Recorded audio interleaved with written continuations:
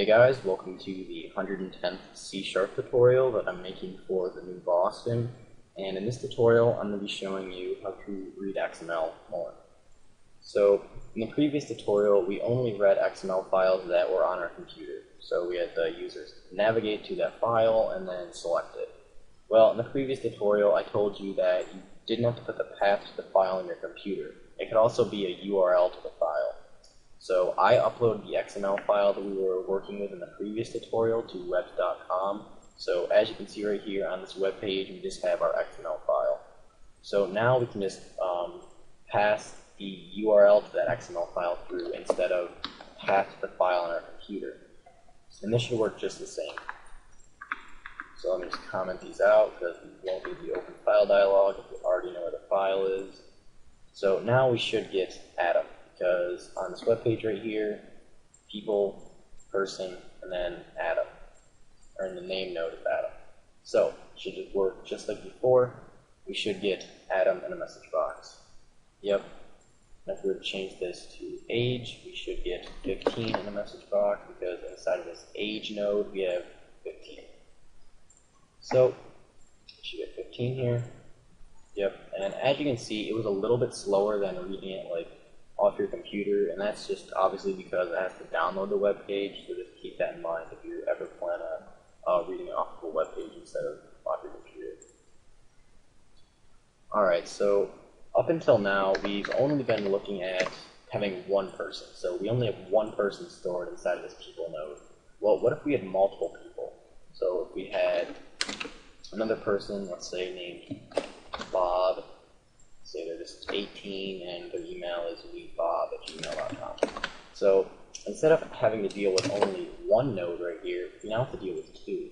So if we were to just use this code before, that we had before, then we're just going to get only Adam because it'll select the single node and then it will just go to the first one. It won't go to the second one at all.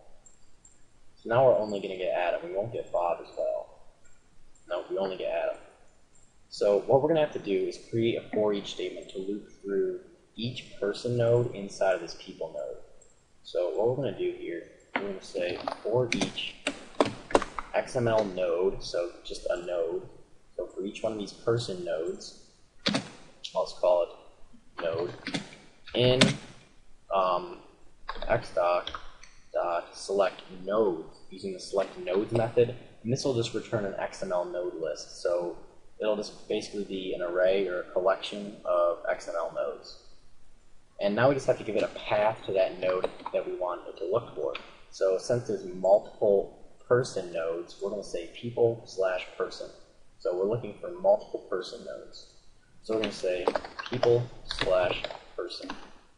So now it will return a collection of all of the person nodes inside of this people node right here. So now we're just going to have a message box display the name for that person.